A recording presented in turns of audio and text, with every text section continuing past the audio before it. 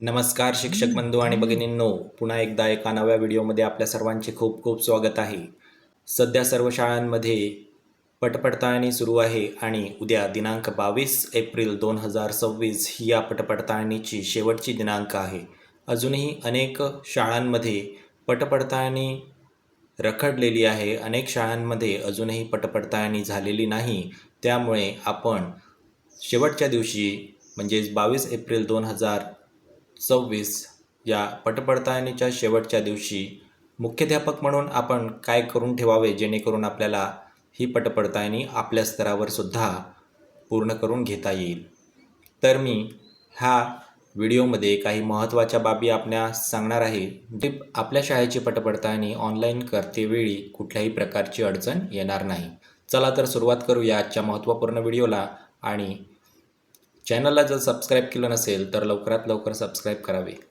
तर आपण बघू शकतो की राज्यातील शाळांची पटपडताळणी करण्याबाबत अशा प्रकारचं पत्र आपण सगळ्यांनीच वाचलेलं आहे. दिनांक 11 एप्रिल, 15 एप्रिल आणि 22 एप्रिल असे 3 दिवस पटपडताळणी चालणार होती. त्यापैकी उद्या शेवटचा म्हणजेच 22 एप्रिल 2026 हा पटपडताळणीचा शेवटचा दिवस आहे. अनेक शाळांमध्ये अधिकारी कर्मचारीच्या कमतरतेमुळे अजूनही पटपडताळणी झालेली नाही.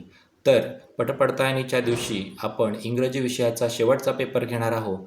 त्यावेळी आपल्याला मुख्याध्यापक म्हणून काही जबाबदारी पार पाडायची आहे, ती पुढीलप्रमाणे. तर मुख्याध्यापकांनी सर्वात महत्त्वाचं काम हे करायचं आहे की त्यांच्या मोबाईलमध्ये GPS मॅप कॅमेरा इन्स्टॉल करून घ्यायचा आहे. आणि GPS मॅप कॅमेरा इन्स्टॉल करून प्रत्येक वर्गाचे, जितक्या आपण वर्गाच्या हजेरी घेतो त्या प्रत्येक वर्गाच्या आपल्याला फोटो काढून घ्यायचे आहे.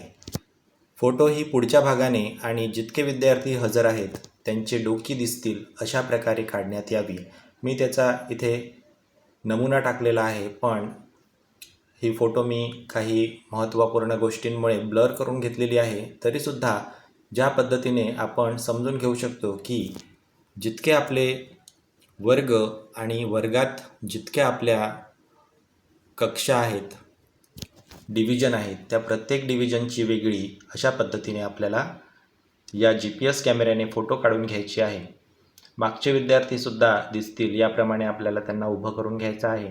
आणि जितक्या इयत्ता आहेत, प्रत्येक इयत्तेत जितके वर्ग आहेत, या प्रत्येकाचे आपल्याला फोटो काढून घ्यायचे आहे. फोटो काढून झाल्यावर आपल्याला एक प्रकारचा हा फॉर्मॅट भरून ठेवायचा आहे, ज्यामध्ये आपण आपल्या पंचायत समितीचे नाव आणि पटपडताळणी प्रमाणपत्र सन 2025-26 सत्र हे बघू शकतो. यामध्ये आपल्याला आपल्या शाळेचे नाव भरून घ्यायचे आहे.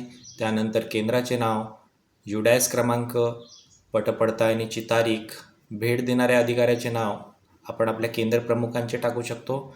त्यानंतर पदनाम म्हणजेच ते केंद्र प्रमुख आहे. त्यानंतर आपल्या पटावर किती विद्यार्थी आहेत, त्यापैकी किती हजर आहे, किती गैरहजर आहे. अशा पद्धतीने आपण इयत्ता 1 ते 8 किंवा 9वी आणि 11वी या इयत्तांसाठी एकूण उपस्थिती दर्शवणारे पत्रक भरून घेणार आहोत. त्याच्याच सोबत आपल्याला जे अनुपस्थित विद्यार्थी आहे की त्यांचा आपल्याला इथे नाव नोंदणी करून घ्यायची आहे.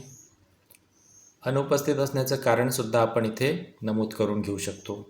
अशा प्रकारे आपल्याला ही गैरहजेरी इथे भरून घ्यायची आहे. त्या दिवशी आपल्या शाळेत काही एखादा विद्यार्थी उपस्थित आहे पण त्याचं ऑनलाईनमध्ये नाव नाही आहे, असं काही असेल तर आपल्याला इथे त्याच्या संदर्भात अभिप्राय भरून द्यायचा आहे.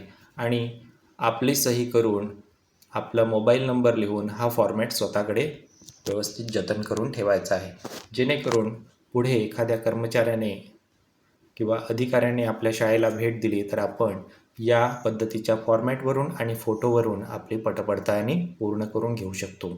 या PDF ची लिंक मी माझ्या डिस्क्रिप्शन बॉक्समध्ये देणार आहे, तिथून तुम्ही हे डाउनलोड करून घेऊ शकता. तर अशा प्रकारच्या महत्त्वपूर्ण व्हिडिओसाठी आपलं चॅनल सबस्क्राईब करा, जेणेकरून आपल्या शिक्षक बंधूंना येणाऱ्या नवनवीन समस्यांचे आपण समाधान करणार आहोत. तर अशाच प्रकारच्या माहितीपूर्ण व्हिडिओसाठी आपलं चॅनल सबस्क्राईब करा. धन्यवाद.